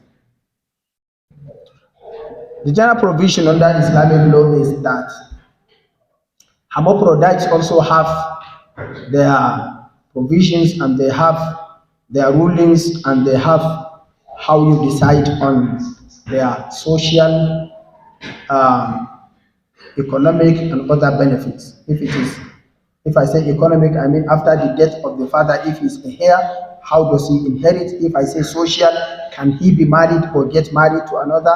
If I say political, can he also be appointed on a political position or not? So all these issues are discussed but I don't want to go into details. With respect to this, let me just specifically speak about when it is discovered that a marriage is between man and man, and they are not, and they did not know. This issue of confidentiality does not even arise here. It is an issue of necessity that you have to tell them. It is necessary that you have to tell them. And that is even why you are there. That is why the Prophet ﷺ appointed you and said, Alimahu, while they jahilahu. If you are afraid of the consequences, there are techniques and modes of presentation of issues, and there are also modes of how to extend information, even if it is not directly to the person that is affected. I don't know whether you are the one that treated one issue, because you just referred to. There was one issue after it started in Abuja and they later came to be in Kano. The person is originally from Kano, he had a child, and the child, because of his grandmother, thought that he was male while she was female. Because when the grandmother, the old woman, particularly when the birth is at home, so she took him, he just saw what happened there. She said he is a male. But he was not a male. So he was brought up with the name of Muhammadu. So until after he attained puberty, he discovered that he wouldn't see anything of the male, signs of attaining puberty. He would see he was bleeding, he was all this. So he concealed it, he could not see it. Because one of the problems of hermaphrodites is this social stigma, and they consider it a taboo that, the father would not want it to be exposed, because I don't want I don't want the child to be ascribed to me as hermaphrodite, the mother, and then the child himself. I also had a case of one boy also. Let me call it girl. They even took him to India because they wanted this transgender so that he could be turned. But because they did a mistake earlier, they took him to AKTH and they already removed the male genitals because they said it is easy that you become a lady. So they took him. Later, the boy said, if I am a lady, I will commit suicide. And he attempted. So he attempted killing himself. They later said that we must take it serious. Nobody can do this surgery successfully in Nigeria. So take him to India. They took him to India. When they took him to India, they constructed a panel of doctors. Among them were psychologists. So the psychologist interviewed him and later said, the physical whatever is male, is male. No, it's more of female because he even had breasts. But he said the mental is male.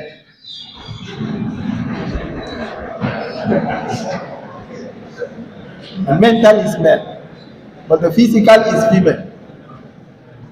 So they came and they were now trying to convince him that it is better that you follow the physical something because you are male, something has been removed, and you see now you have breasts, you have something. So they now convinced him. He now said, okay. Because they had to compel him. Everybody was talking. But when they came, wallahi, he tried to kill himself again. I don't know the situation now. So I think this is something that you cannot conceal.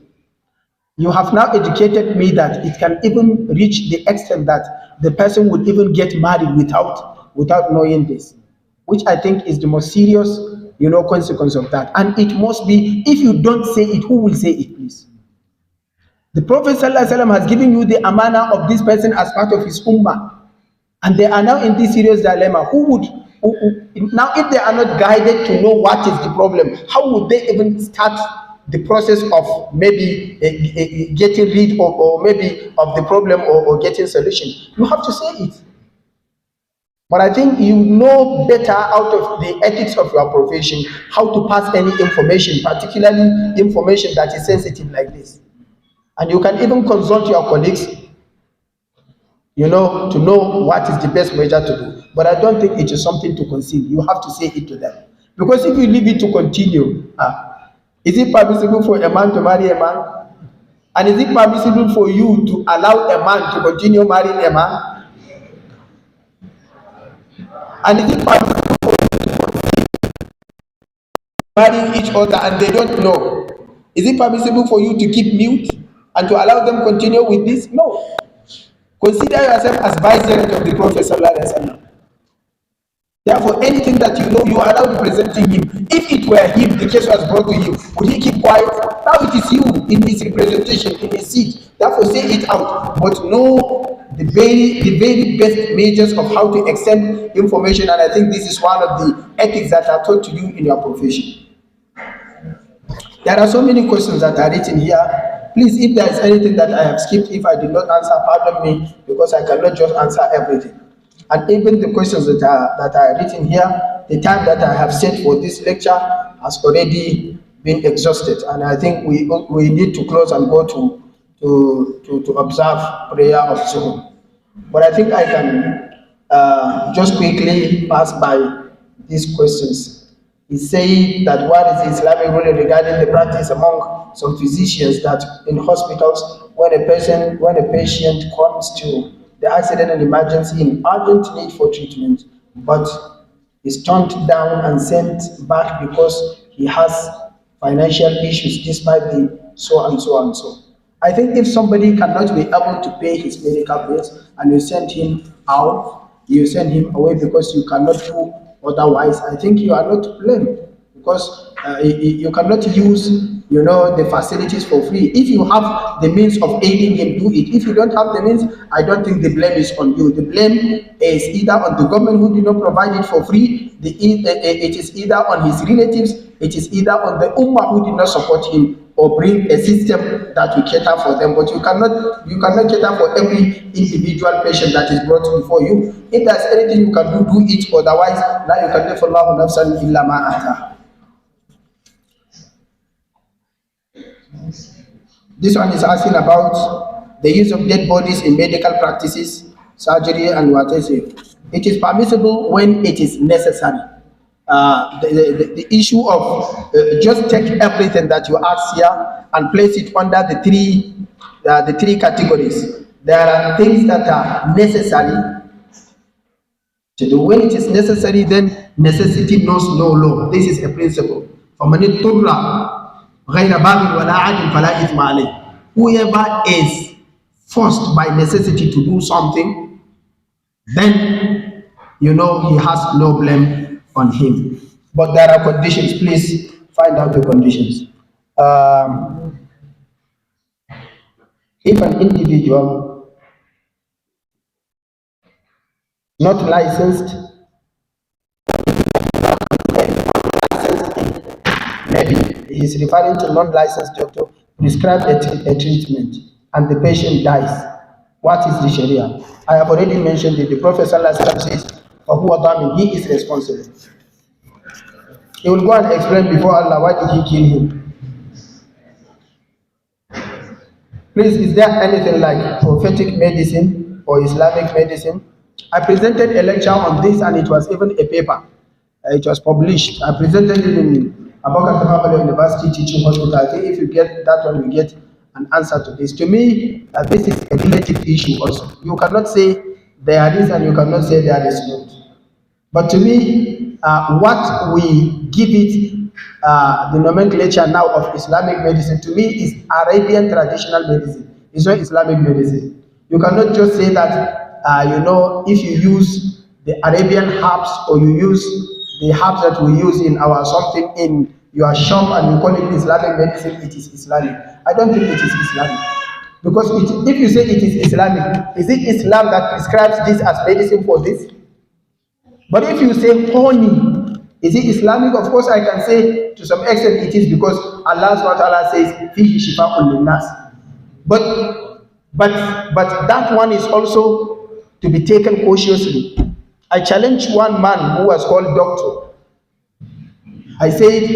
He said that since Allah, because to me, this is part of jahilahu man jahilahu. He said because Allah says, "Fihi shifa'un linnas," he said even if you are diabetic, you can take honey because Allah said this. I said, wallahi, any person who dies as a result of this will be irresponsible. If the Prophet ﷺ said that in Habbatu Sauda there is cure, do you think that it is cure for every disease, and also for every type of application? There are some patients, if you give them honey or if you give them Habbatu Sauda, they will die. And you'll be held responsible. And you cannot say it is the Prophet ﷺ who said that dawa'ul likulli da'. Everything has procedure. The Prophet ﷺ was not sent as a medical doctor. He was not sent what? As a medical doctor. That is why he said, Antum a'lamu bi umuri dunyakum. Sometimes himself, he would even consult a doctor if he has something. Or he would appoint someone as a doctor.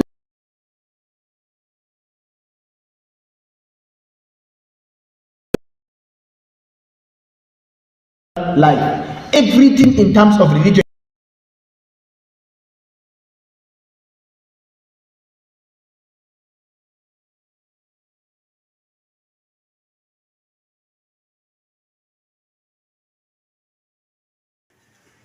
You understand? Therefore, there are so many things they call Islamic medicine. To me, they are not Islamic medicine.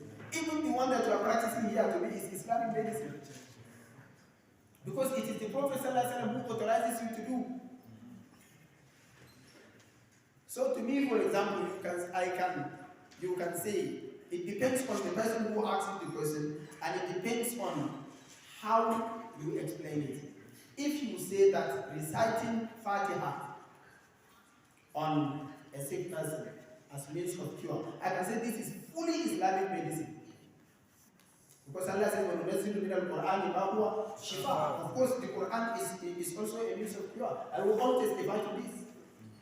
And we have seen so many examples where a person, would come and take water and recite, and then he will get healed. We see so many examples of this. Ibn Qayyim mentioned this, in so many parts of his writings. 2 weeks back, I visited one person. who was diagnosed with a heart problem. He couldn't move, he couldn't for so many weeks. He was there. When I went, I greeted him and I took the water he would drink. I recited Fatiha. I gave it to my friend to recite Fatiha for him. And then after we left, we went, he called my father and said, Wallahi, I am now walking on my foot. Say that Kasha, what do you call it? That's why you all say that they are all native. No. Some of them are. It is just like every common medicine. But if you say that taking honey, taking Abbatu Sauda is part of what the Prophet has prescribed and has mentioned as medicine, of course it is. But how to apply it also matters.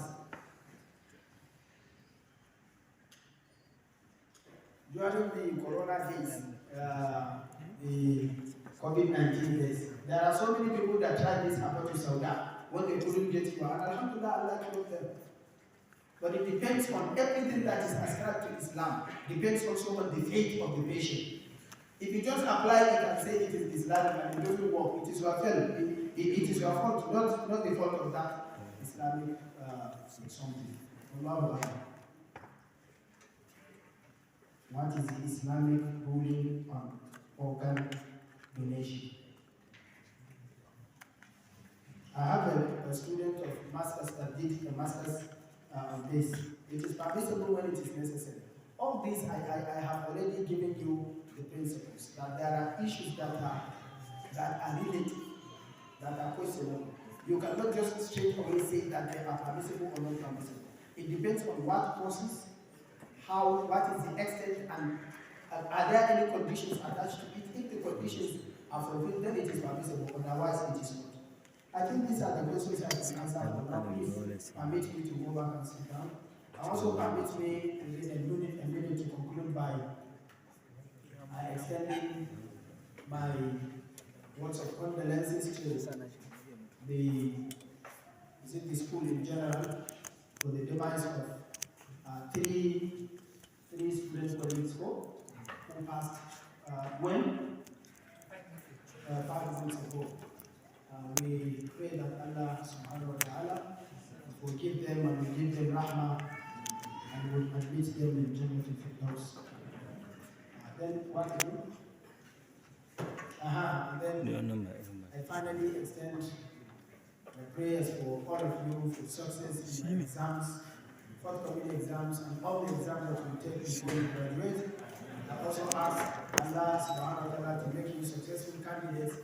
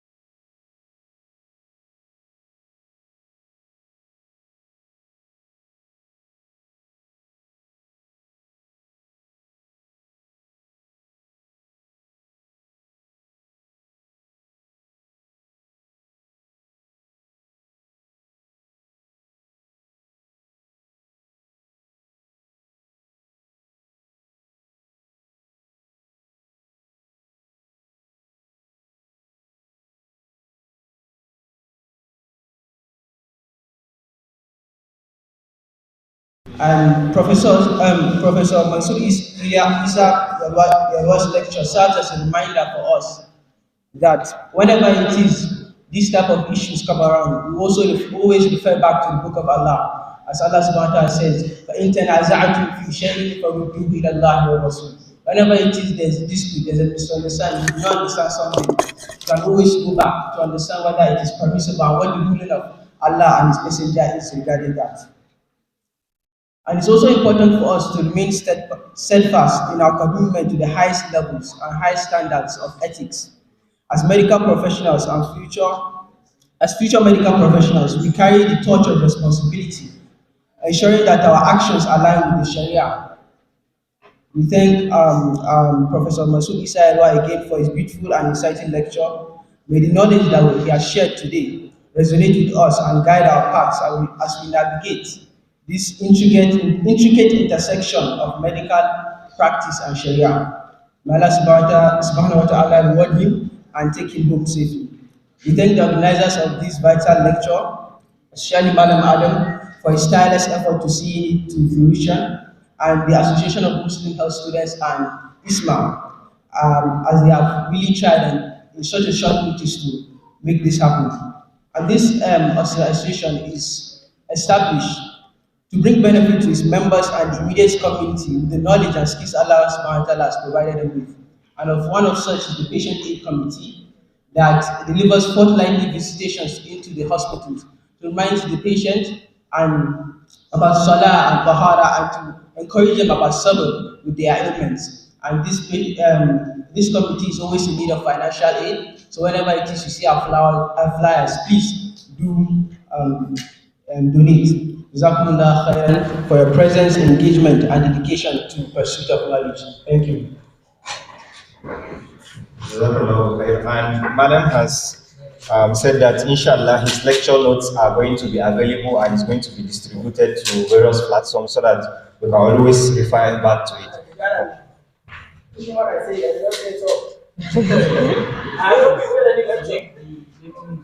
That's not lecture notes. I say that, you know, I don't give you any lecture.